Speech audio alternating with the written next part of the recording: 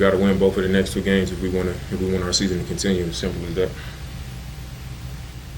But after what you gave, just personally, It don't matter. We lost the game. Yeah. So, I mean, at this point, all that matters is we can't lose another game in this series. So,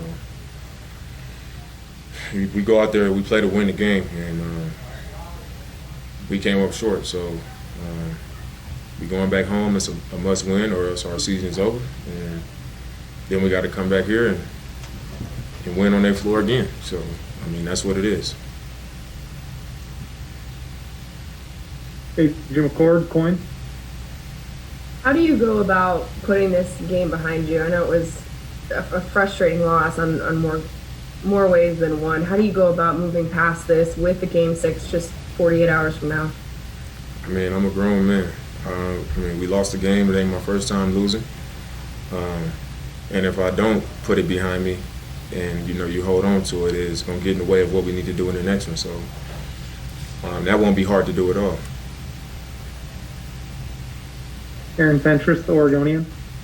You said yesterday that you were talking with teammates about how this is the one and about how you guys had to be able to overcome adversity. You guys are down 22. You guys are down 9, I think, in overtime. You guys kept coming back until the very end. So are you at least pleased? I know you lost, but are you at least pleased that you guys showed resiliency in this game, whereas you didn't in 2 other losses? Yeah, I mean, it's something to be proud of, but I mean, ain't no moral victory. We needed this game. So it's a given that's what the effort should look like. We shouldn't have, been in a 20-point hole, but that's on our team collectively. It wasn't enough resistance defensively to start the game, starting with me on the ball. We dug ourselves a hole, but we dug out of it. And, playoff basketball, it's a game of runs. You got to want it, and, we showed that we wanted it. We fought back, and all the way to the end of the game, we had our opportunities, and, we just didn't take advantage of them, and they did.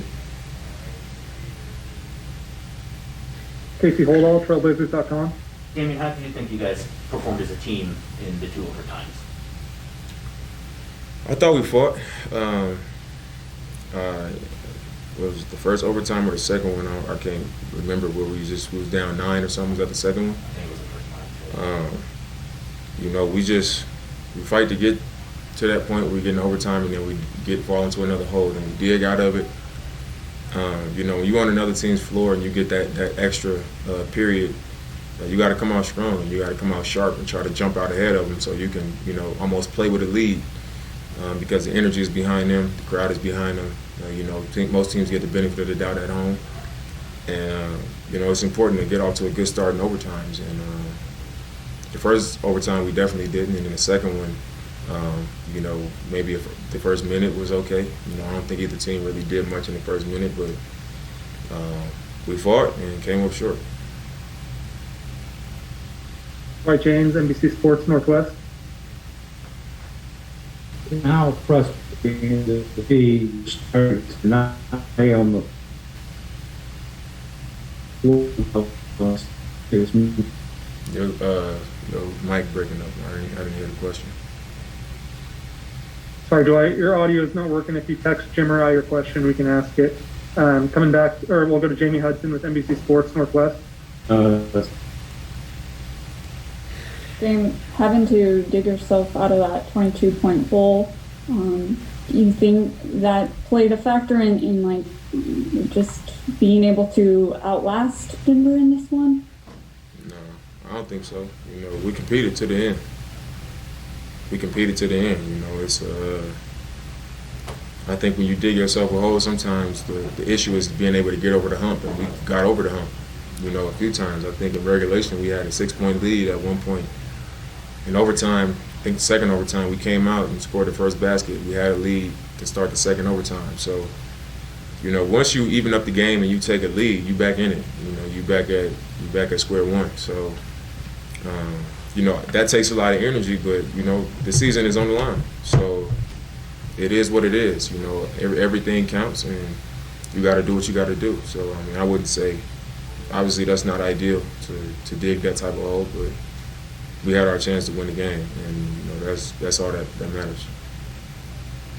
Going back to Jason McQuaid with The Athletic. Dane, did you experience some fatigue in the second OT? You didn't take a shot on the last 5 possessions. I mean, I was a little bit fatigued, but the defense was, they were swarming in, and I was just making the right play. We got a lot of guys that can make shots, and when I collapse the defense and guys are sprinting into the paint, I'm going to make the right play.